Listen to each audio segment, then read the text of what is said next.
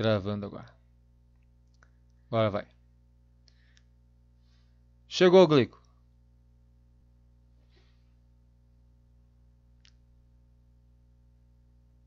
Deu certo, hein, Glico?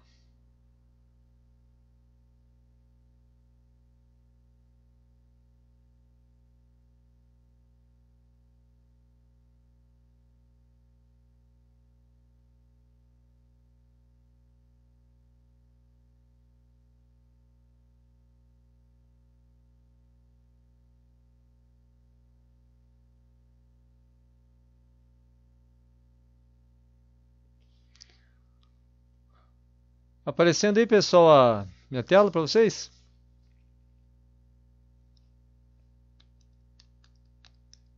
Beleza, ok. Maravilha. Eu tava olhando numa loja, uma geladeira residencial, modelo de geladeira residencial aí, por curiosidade, tava olhando, da marca Panasonic. E daí atrás tinha uma etiquetona bem grande assim, escrito 5 pentano. Eu tava lembrando que na nossa disciplina pentano é hidrocarboneto não halogenado, né? Então já é dentro desses novos gases aí livres do, dos CFCs, né, pessoal? Então tem a maior parte das geladeiras estão vindo com esses hidrocarbonetos não halogenados. Do que eu vi numa Panasonic tava escrito 5 pentano. Pentano é uma molécula carbônica, né? De 5 carbonos. Então, é tipo parente do butano, do gás de cozinha, né? Moléculas próximas, assim, por exemplo. Mas os que têm flúor tem bastante mercado na área residencial também, né? Os gases fluorados. Chegou o Luiz. Boa noite pro Luiz, boa noite pro Lohan. Boa noite, pessoal. Seja bem-vindo. Então aí só para Obrigado. relembrar dos gases aqui.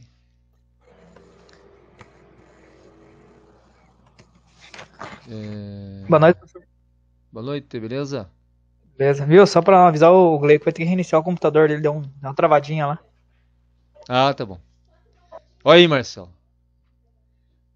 Ó, o Gleico tá tipo aluno do Marcelo hoje. Tá. Aqui, pessoal, só tô fazendo uma rápida passada, né? No que a gente já viu na aula passada. Então,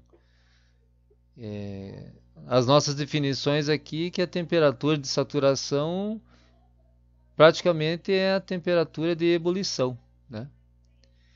O líquido saturado seria o líquido em cima da temperatura de ebulição, que é a saturação agora, né? O líquido, tipo assim, o líquido subresfriado, ele está abaixo da temperatura de saturação, de ebulição. O vapor saturado seria o vapor em cima da temperatura de ebulição, só que no estado do vapor. E o vapor superaquecido seria acima da temperatura de saturação ou ebulição. Então, trocando em miúdos, né, pessoal? Temperatura de saturação é a de ebulição. Líquido saturado, pegando água como exemplo, é água a 100 graus. Líquido saturado é água a 100 graus. Líquido subresfriado seria, por exemplo, água a 90 graus Celsius. Vapor saturado seria o vapor a 100 graus Celsius, né? Tipo, acabou de passar para o estado de vapor. no caso da água. E vapor superaquecido é que está tipo a 110 graus Celsius, assim. Por exemplo, só para trocar em miúdos aqui, né? Nossas Opa, agora deu definições. certo. Tá me ouvindo aí? Conseguiu, Gleico, senhor? Daí, Gleico, voltou? Peguei outro navegador aqui, eu acho que é o usuário que tava. Pode ver que tem 2 usuários aí, mas eu acho que deu certo agora. Beleza. Você quando vem chega de bastante usuário. Isso aí. Boa noite, Igor. Tudo bom? Bora lá. Tá. Daí vimos os conceitos da energia interna, da entalpia, né, que nada mais é do que o nosso antigo calor que entra, calor que sai, o H da entalpia, a entropia, que é o grau de desordem, né?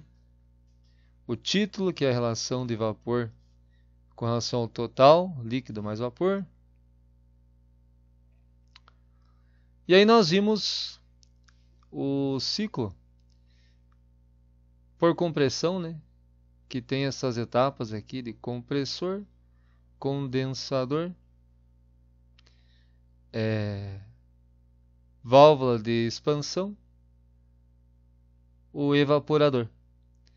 Então, comparando com uma geladeira de casa, o condensador aqui, são as laterais da geladeira, né? Que atualmente não tem mais aquela serpentina traseira. O evaporador é o congelador da nossa geladeira. E o compressor está lá atrás da geladeira, embaixo, e o dispositivo de expansão ele fica um pouquinho antes da entrada do congelador, né? E aí conversamos sobre essas etapas e falamos, olhando aqui para o diagrama de Mollier, né? Como é que as etapas estavam acontecendo, né? Então,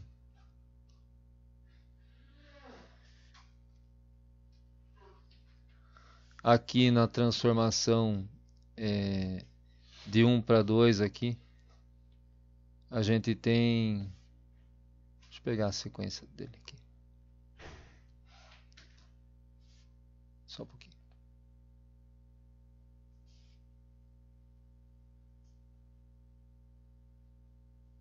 Aqui tá melhor. Então aqui de 1 para 2. Aqui no dispositivo de expansão, a gente tem aqui um processo.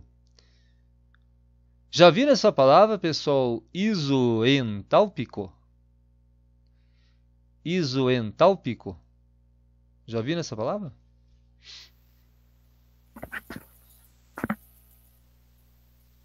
Já sim. O que é o isoentálpico mesmo? Tem mesmo entalpia. Isso. Verdade, Linel. Mesmo entalpia, ou seja, você não está ganhando nem perdendo calor, né? Externo, ou de dentro para fora, de fora para dentro, né? Você nessa etapa aqui só está expandindo, né? É por isso que a pressão cai bruscamente, né? Então, isoentálpico. Cai a pressão bruscamente. Então, beleza. E aí, por ele cair a pressão bruscamente, ele quer se tornar de líquido para vapor, daí vai precisar absorver energia, que vai ser no próximo processo, né? Que é do 2 para o 3 aqui. Então, do 2 para o 3, ele está agora ganhando entalpia, né? Energia. E interessante que a temperatura fica constante porque ele está aumentando o volume, está expandindo, então é adiabático, né? Então está roubando o calor. Então aqui a gente estaria dentro do congelador, né? Por exemplo, ganhando entalpia. Aí nós passamos aqui pelo processo João Vitor. Pelo processo aqui 3 para 4. Nesse processo aqui 3 para 4 você está comprimindo, né? Então o fato de você estar ganhando entalpia se deve energia, né, dentro do gás, né, que vai se tornando líquido. É porque está realizando trabalho também, né, sobre. Então você está colocando energia no gás, né? Então está realizando trabalho sobre ele. E aqui a gente aumenta a pressão, claro, né? Está comprimindo com certo ganho de energia. E a temperatura sobe também, né? Aqui no caso, devido a esse aumento de pressão. Aí tem mais choques, mais energia cinética entre as moléculas, né? Mas já em seguida aqui, ao longo do trecho 4.1, ele já vai perdendo entalpia, né? Mas sem perder temperatura. Porque de vapor ele vai se transformando em líquido e jogando o calor para fora. Se não jogasse calor para fora, a temperatura não seria constante, ela subiria, né? Então é por causa disso que ele consegue manter a temperatura constante. Diminuindo a entalpia. Mantendo a temperatura, se tornando de gás para líquido. Nessa etapa 4 para 1 aqui. Joia. Daí tínhamos as nossas equações aqui, né? A do trabalho do compressor, que é a vazão máxima aqui, pela diferença do trecho 3 para 4.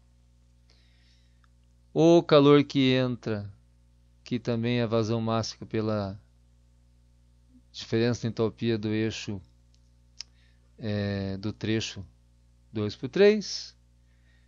O calor rejeitado, que também é a vazão aqui menos e multiplicado pela diferença de entropia do trecho 1 para o 4. E finalmente a gente viu o coeficiente de desempenho do refrigerador, da máquina aqui que refrigera, que é o calor que entra lá na fonte fria, né, que é o congelador, dividido pelo trabalho que o compressor faz, né? Quanto maior esse COP aqui, melhor é o desempenho da tua máquina de refrigeração. Então, beleza. Isso aqui a gente já passou. Aí, pessoal, tem aqui algumas observações aqui relacionadas ao ciclo real, né? Que o que nós vimos ali é o ideal, né? Mas o real considera as perdas, né? Porque por mais que exista o isolamento térmico, o sistema não é assim totalmente fechado. Você tem perdas, né? O que faz você ter uma perda de eficiência da tua máquina, né? Então tem as questões do atrito, né? Você tem energia no atrito do fluido, você tem superaquecimento na região do compressor, você tem o congelamento ali no condensador. Então, o ciclo real, por isso que existe o COP, né? O coeficiente de desempenho, porque a tua máquina não é perfeita, o que gera um ciclo real, que nem, por exemplo, o ciclo de Carnot, por exemplo, ele é um ciclo real, ideal, melhor dizendo, né?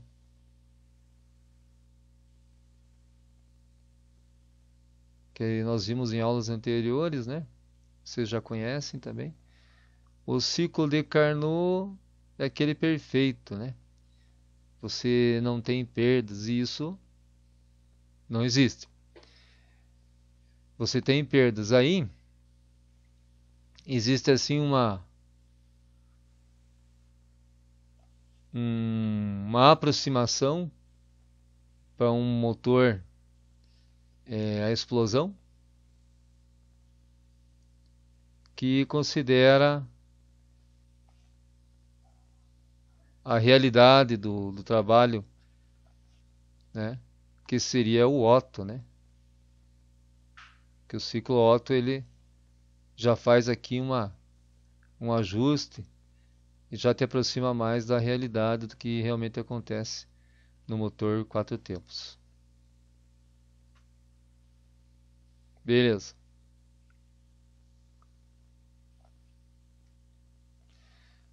E aqui tem um esboço.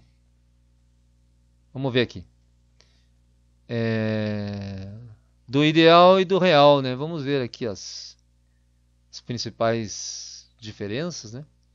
Então, essa linha cheia aqui seria o nosso ciclo ideal, essa linha cheia, né? E essa linha mais fraca aqui, mais clarinha,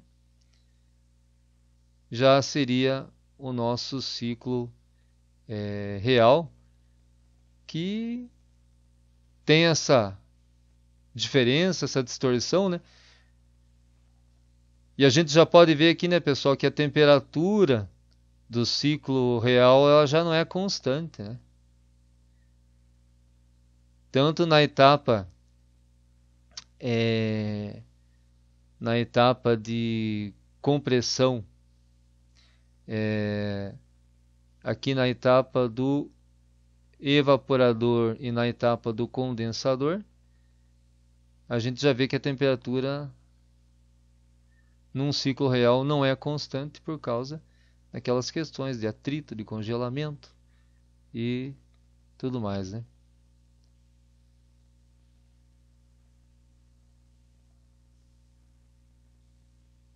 Então para ilustrar aqui a nossa análise aqui do nosso gráfico pH, pressão, entalpia. Deixa eu ver se passei por todos os conceitos.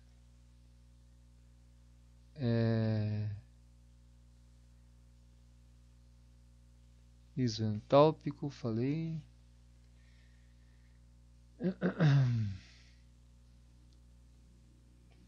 Isentrópico. E essa palavrinha aqui, pessoal, isoentrópico. Isoentrópico. Mesma entropia. Aí, no caso, processo 3/4, né? Processo isoentrópico, eu não tenho mudanças termodinâmicas, né? Ou seja, a entropia é a mesma. Então, beleza.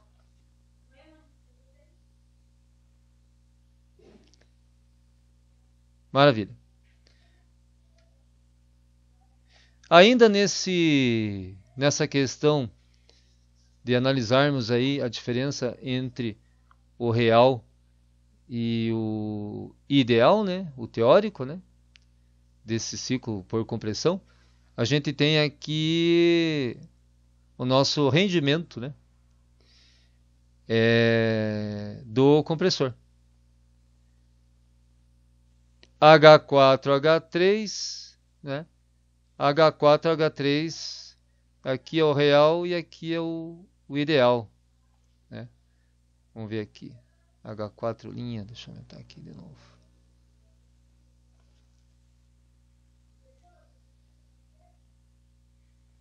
Então tá aqui, ó. Pegar aqui na nossa equação. Então a gente tem aqui H4H3, H4 linha, H3. Então aqui está o nosso H4 linha, né? Se você conseguir esse dado aqui, você consegue então achar o teu rendimento do compressor, né?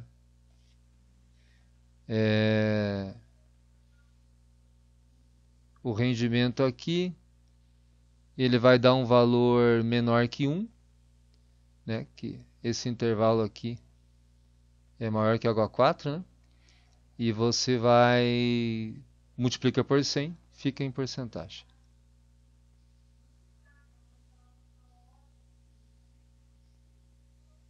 Então, o nosso rendimento do compressor está aqui.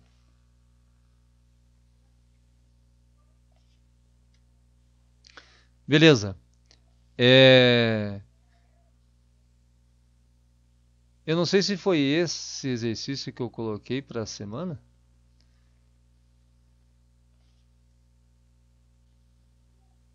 Mas aí eu vou dar uma passadinha aqui na resolução. Foi esse, sim. Foi esse? Beleza. Não sei se deu muita dificuldade para resolver, pessoal. Não, foi tranquilo. Tinha tabela aí. Tranquilo, professor. Só localizar a tabela e jogar nas fórmulas. Então beleza. Então tá sossegado. Dá uma passadinha aqui, vamos ver o gabarito aqui então. Se ficou de boa. O refrigerante 134A utilizado em um ciclo de compressão de vapor em que o vapor saturado entra no compressor a 0 graus e o líquido saturado deixa o condensador a 26 graus Celsius. A vazão mássica do refrigerante 0,08 kg por segundo, sabendo que a temperatura do compartimento frio é 0 graus Celsius e do compartimento quente é de 26 graus Celsius. Então, potência do compressor em kW, capacidade frigorífica em TR, está aqui a relação de TR, o nosso coeficiente aqui de desempenho e beleza, se está de acordo com a primeira lei da termodinâmica. Então tá jóia.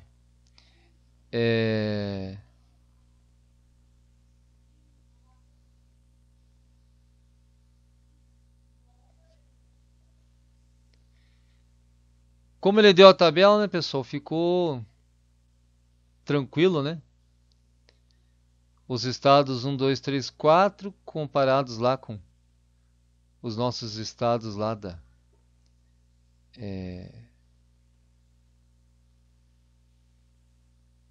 deixa eu fazer um esqueminha aqui.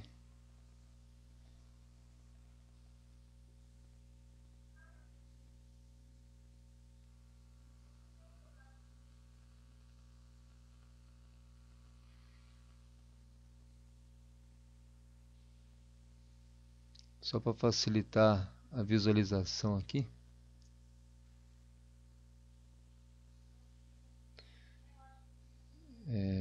Deixa eu ver qual que eu quero.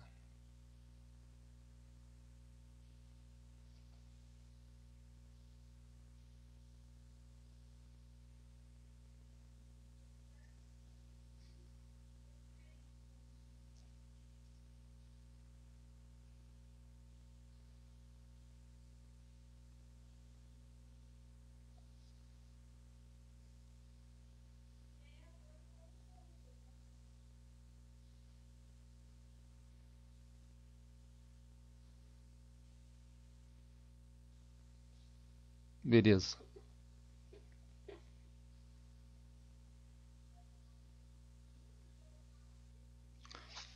Vamos lá então. O nosso estado 1 aqui, né? Do 26 graus Celsius. Tá aqui na entrada aqui, né? Antes do nosso dispositivo aqui de expansão. O estado 2 aqui após o dispositivo de expansão. O estado 3, 1, o líquido saturado. O 2, nós temos líquido e vapor, né? Tem a presença dos dois. O estado 3 aqui está antes do compressor ali. Continua em temperatura baixa, né? O vapor na temperatura de ebulição, né? Trocando em miúdos. E o estado 4 aqui, após o trabalho do compressor, ele ganhou temperatura. Por isso que está com essa temperatura de 30 graus Celsius, né? Muito bem. E aí forneceram para nós também aqui a entalpia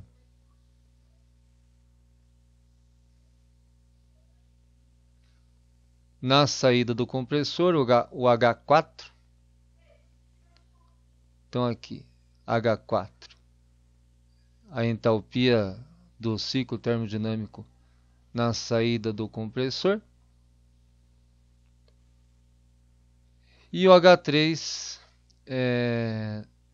na entrada do compressor. Então, beleza. Tá aqui, na entrada do compressor, o H3. Então, aqui dá para ver, né, pessoal, que já teve aqui um delta aqui no diferencial devido ao trabalho que o compressor fez sobre o fluido, né? Então, tá coerente. Então, ele pediu para nós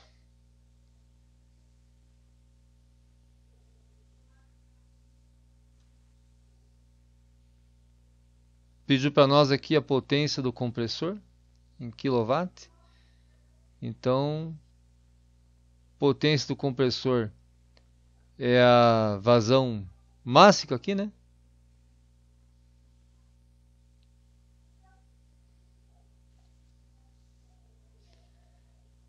Vezes a diferença de entalpia. Então, beleza. Vazão máxima, diferença de entalpia. As unidades aqui 0,08 já está em quilograma por segundo. E aí a entalpia ela já está em quilojoule por quilograma, né? Então, como já está em quilo, e aqui também está em quilograma,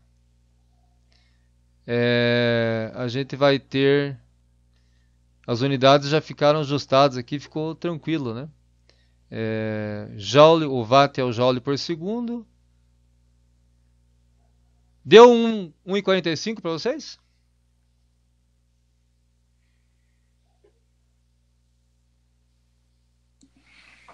Tem que ver aqui, eu não sei, não tô com o exercício, deixa eu ver aqui.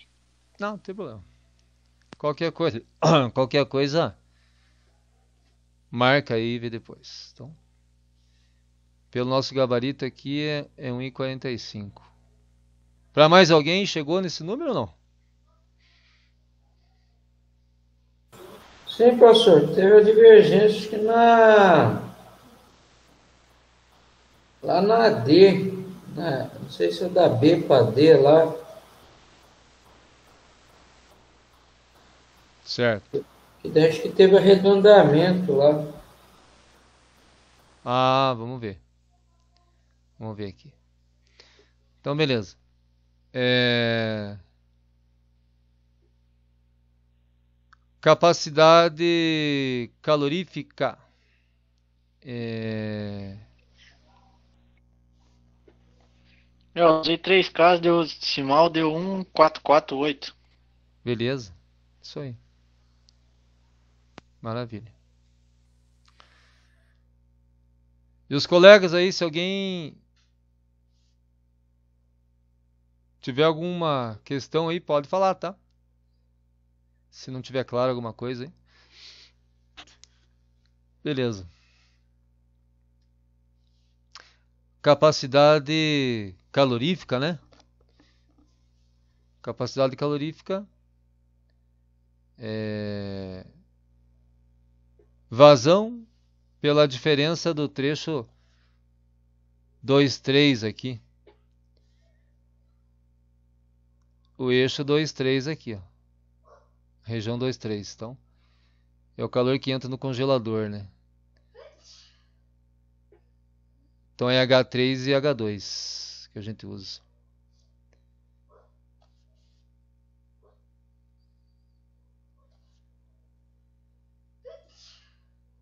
Ele também forneceu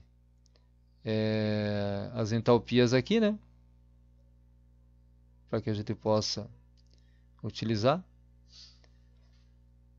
da tabela. É...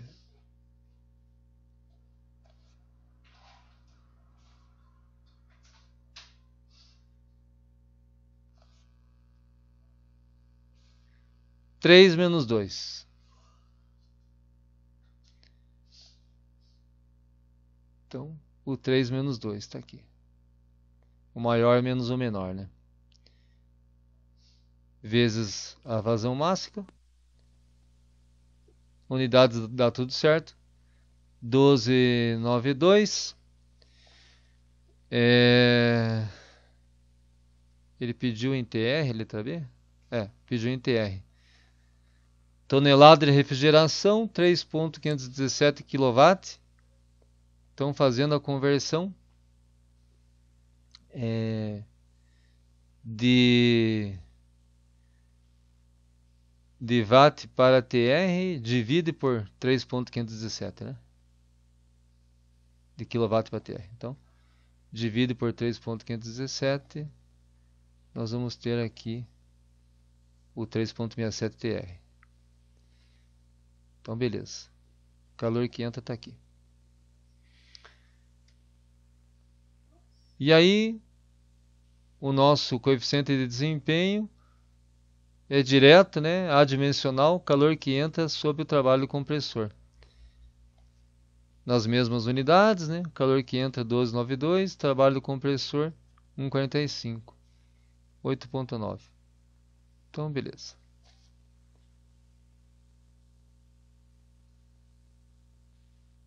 Tá aqui ele fez um comentário, né?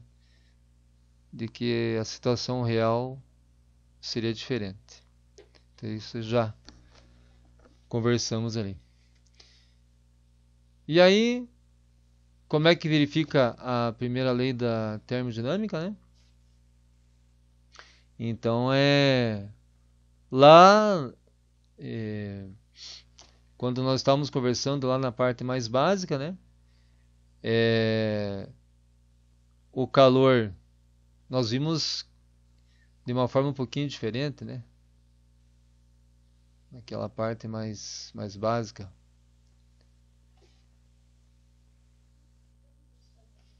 Nós vimos assim, né? Que o calor da fonte fria mais o trabalho tem que ser igual ao calor jogado para fora, né? Da tua máquina, né? Então só trocam as letras, né? Era Q1 tal mais Q2. E agora a gente está trabalhando com o calor que entra ali no congelador, mais o trabalho do compressor, é o calor que vai para fora aqui do refrigerador, né? Então nós fizemos o 1292 mais o 145 que nós obtivemos aqui, né? O calor que entra mais o calor do compressor. Tá aqui. E aqui o nosso Q. Deixa eu virar aqui que é melhor. O nosso calor aqui que sai, né, do condensador. É o H4 menos o H1 e a vazão máxima, né?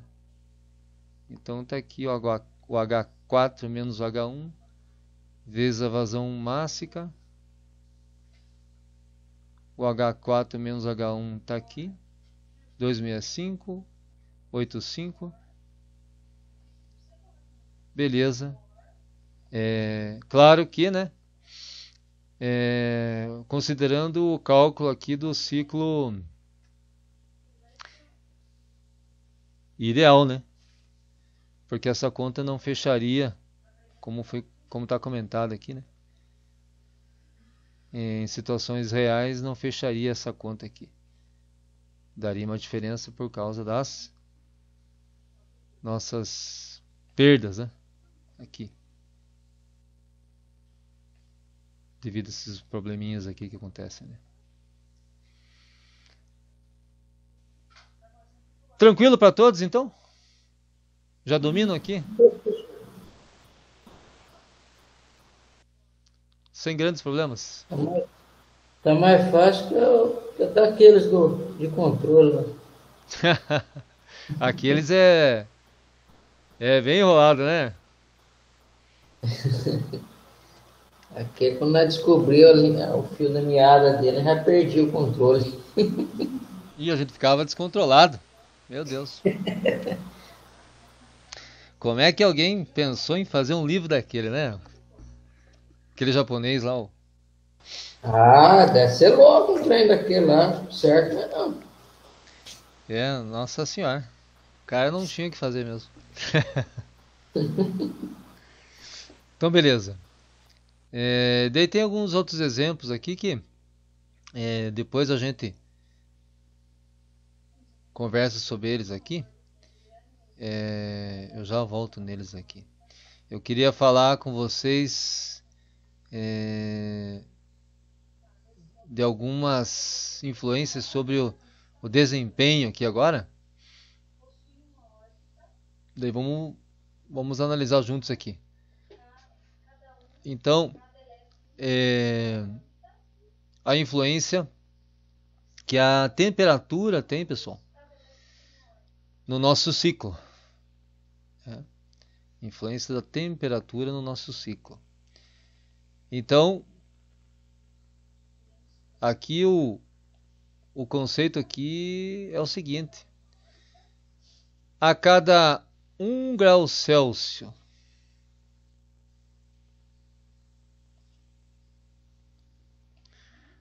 cada 1 grau Celsius de aumento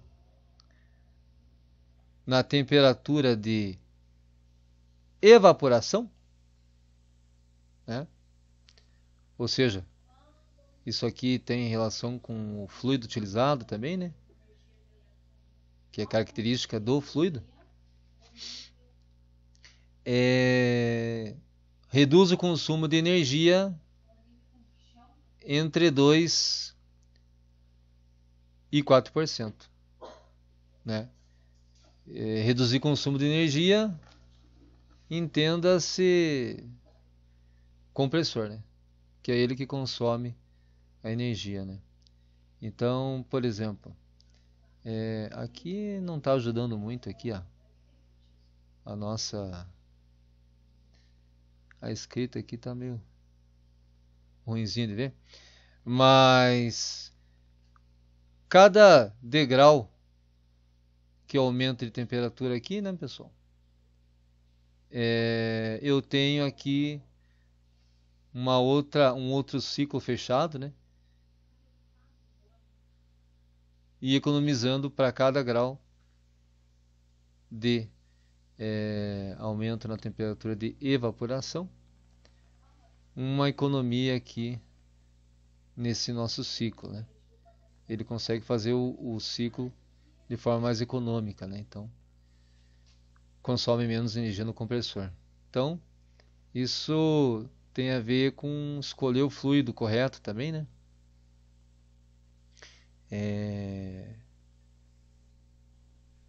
Isso se faz na hora do teu projeto, do sistema, né? Então, isso aqui é uma influência. A temperatura de evaporação no trabalho do compressor. E de certa forma, né, pessoal, faz sentido, né? Porque o que você quer, na verdade, tá convertendo o líquido em vapor, né? Você quer estar sempre convertendo o líquido em vapor, né? E sempre que você for mais fácil para você essa conversão, claro que o compressor vai trabalhar menos, né?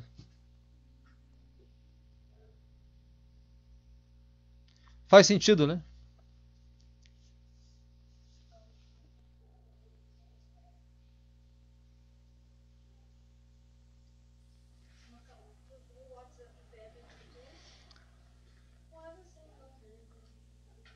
Outra influência aqui, pessoal, no nosso ciclo, né? Para cada grau, agora é o contrário, né? Para cada grau de redução na temperatura de condensação, né? Você tem também a redução do consumo de energia de 1,5% a 3%. Isso afeta bastante no trabalho do compressor, né? Aqui está mostrando aqui as diferenças de curvas aqui, ó. Então,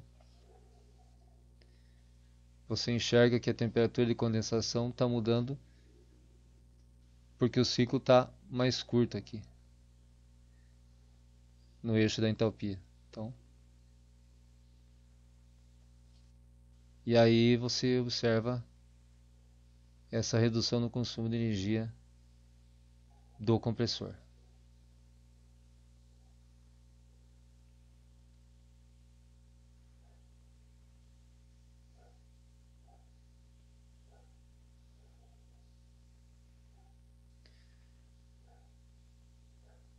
Outro fator, pessoal, aqui que tem influência também é subresfriamento do líquido, né?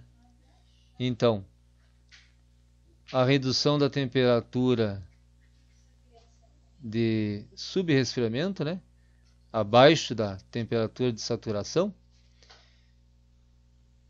leva um aumento do desempenho, né?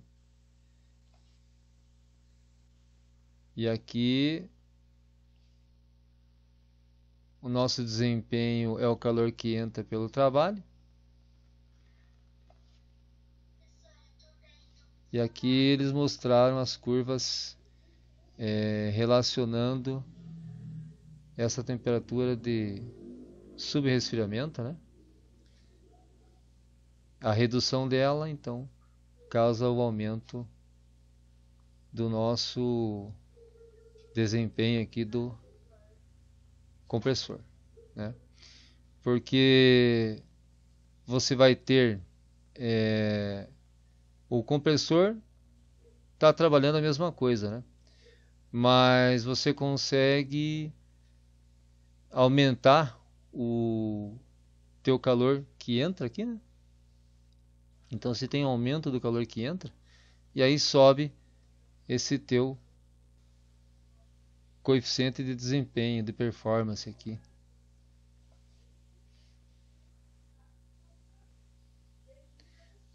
Aqui inclusive nós temos aqui diferentes fluidos, né?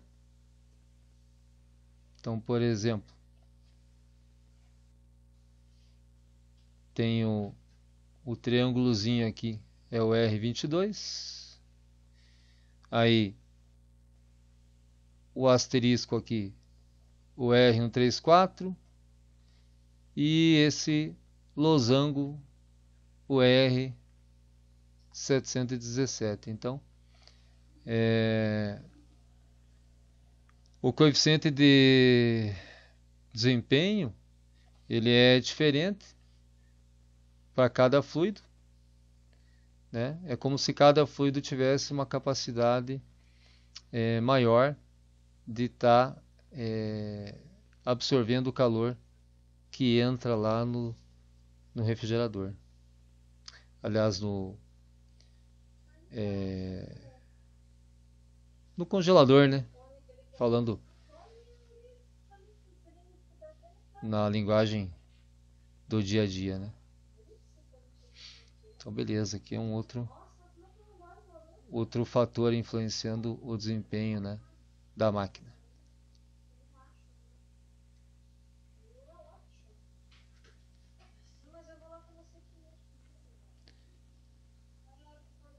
E aí,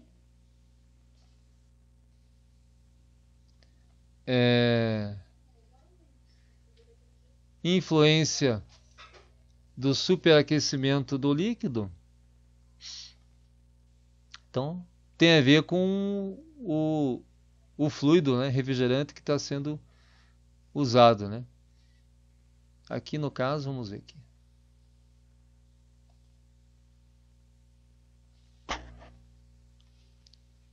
De novo, então, conforme o fluido que a gente está utilizando, realmente a gente tem diferenças de desempenho, né? E aqui a nossa curva do coeficiente está em função da temperatura em graus Celsius aqui que você tem ali na fase líquida, né? Então, a questão do superaquecimento tem a ver com o que você está usando ali, né?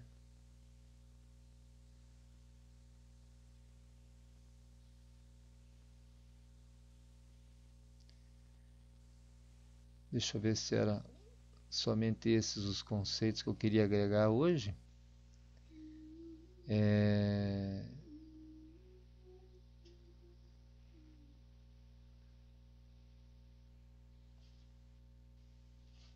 Deixa eu ver se só era isso aqui.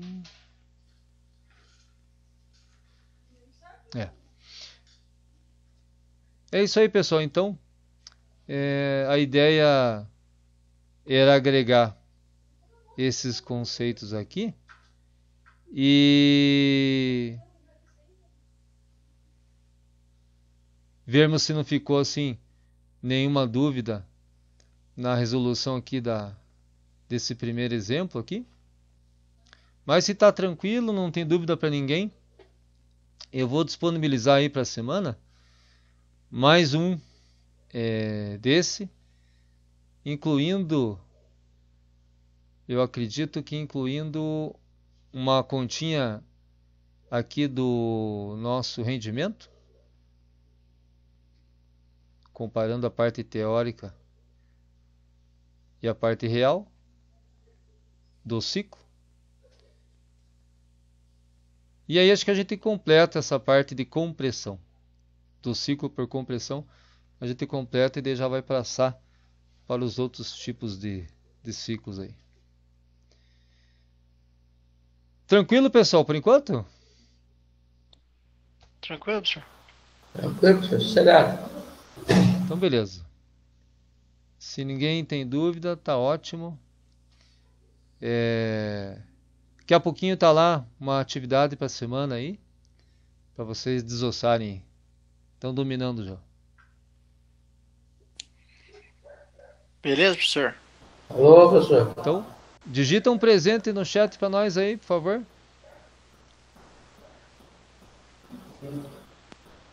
Só para gravar.